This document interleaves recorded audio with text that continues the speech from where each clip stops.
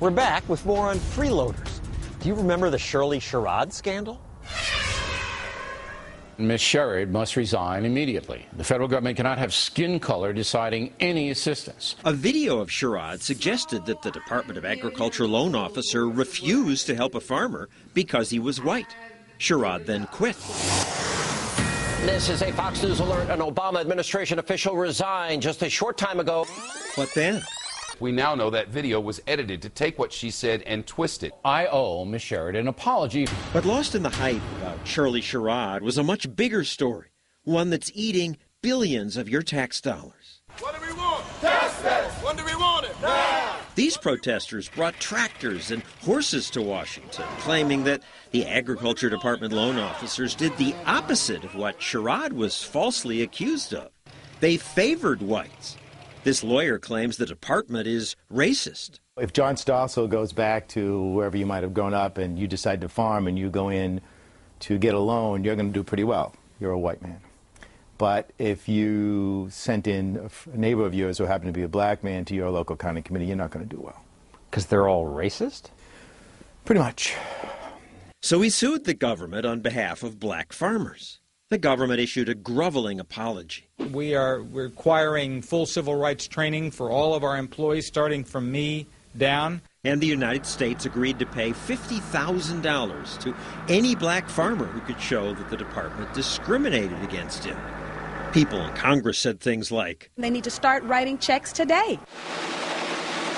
The government is writing billions in checks. But farmer Jimmy Dismuke says it's a scam because lawyers told people anyone can qualify for $50,000. People say, well, how do I qualify? And then they started talking about the potted plants. And they said, if you had a potted plant, you're a farmer. And if you have a yard and you fertilize it, you're a farmer. Dismuke showed us a list of people who got money. This one is not a farmer. This one's not a farmer. And then you go on and on these pages. This one, this one, this one, this one, this one. Not farmers. We called and left messages for the people on the list, but no one responded. Dismuke was discriminated against, and he collected $50,000. But then he noticed what he calls the fraud. Since the government had few records, it settled the lawsuit by agreeing to write checks to people who just said they'd attempted to farm. And attempted to farm could mean anything.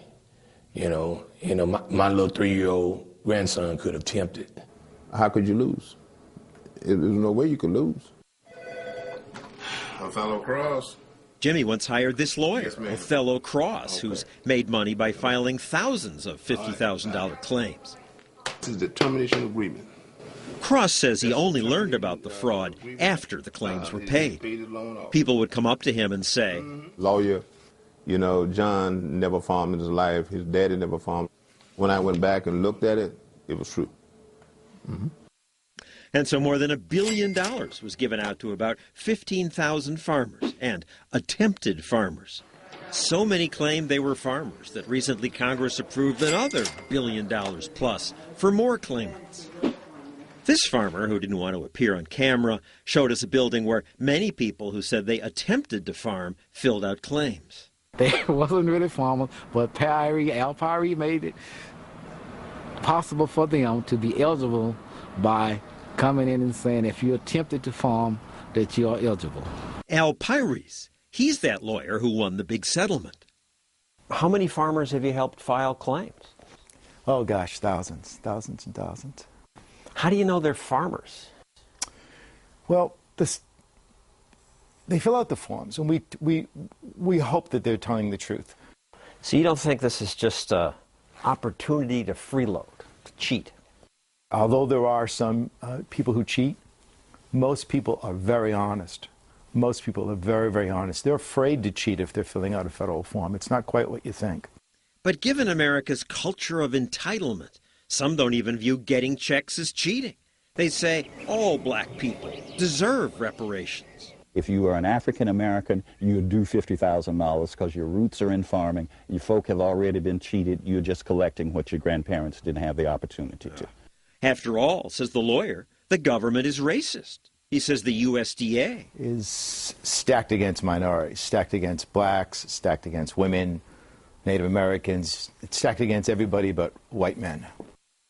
Is there any minority that wasn't discriminated against? Not to my knowledge. So now he's filed lawsuits for all those groups, including the women. In 1978, women owned just 5% of all farms. By 97, the number was up to 8%. Maybe you should sue for men.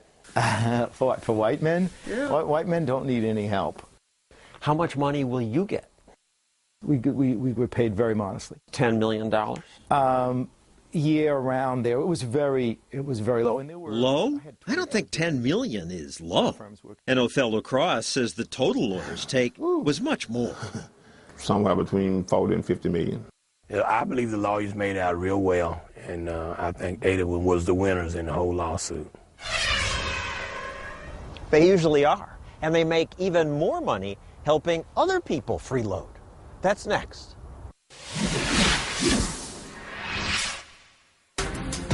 The last people we consider freeloaders are homeowners. They're the salt of the earth. Many go into debt to get their homes. And then cruelly some lose their home. Since the housing bust, we've heard such sad stories. A foreclosure judge gave the 82-year-old disabled woman 24 hours to pack up and leave. I was traumatized. But there is another side to this story. This Florida woman hasn't made a mortgage payment since 1985. The bank says she owes hundreds of thousands of dollars, but she just doesn't pay. She's delayed foreclosure by filing legal appeals. The 25-year foreclosure from hell is what the bank's lawyer calls it. She's beaten you. She's got a good bit of knowledge about the law. She's a paralegal who uses bank paperwork errors to her advantage. She told us she's not going anywhere. She hasn't been beaten in court, she says, and she never will be. She's winning. She's learned how to freeload off the system. I give her a lot of kudos for that. Why does he give her kudos? She's a freeloader. He's a freeloader, too. Win or lose, he still collects a paycheck from the bank. The losers are you people who pay your mortgage on time. Should some of these bankers get arrested? Absolutely. The media claim that evil banks take homes from people. It's a disaster for millions of Americans. The problem isn't with the borrowers. It's with the lenders and servicers. It's not the borrowers, it's the bank? That attitude leads some people to trash their homes before the bank can take it back. This guy drove his truck through his home. So I wasn't about to give the house back to the bank so they could profit off of me. Don't take the home! And Jesse Jackson's protesters are in the streets, criticizing the banks. They claim predatory lenders trick people into taking out unaffordable loans. But is that true? The Federal Reserve Bank of Atlanta found unaffordable loans are unlikely to be the main reason that borrowers decide to default.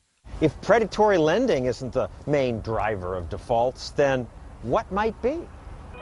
YouWalkAway.com was founded. Well, companies that encourage people to walk away from commitments sure don't help. YouWalkAway.com. I mean, there sounds something dirty about that, like walk away from responsibility. Well, that's the myth, I think, in society that there's this moral obligation to continue paying a mortgage. There is. There is no ethical obligation. Co-founder Chad Rule calls it a strategic default.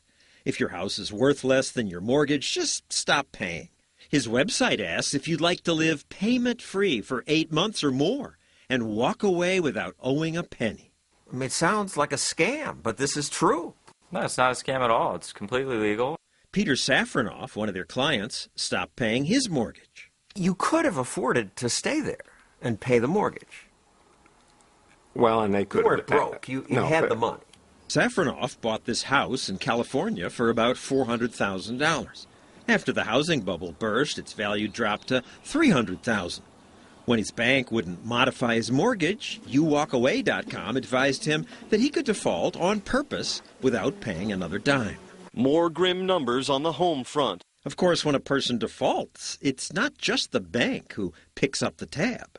You might pay your mortgage on time, but if your neighbor forecloses, it tends to reduce the value of your home, too. I live up to my contract, and they're thus left with... Your legal contract. What about your moral contract? My moral contract, I'm not sure what you mean by moral. You're hurting other people. You're hurting your neighbors. You're hurting everybody else who wants to get a mortgage. This is not a moral issue. You guys are disgusting. You're helping people freeload. We're not helping people freeload. You know, people's decision to walk away is a personal one and is a financial one. But isn't it immoral? No. Next, the group that may be the biggest freeloaders of all, corporations.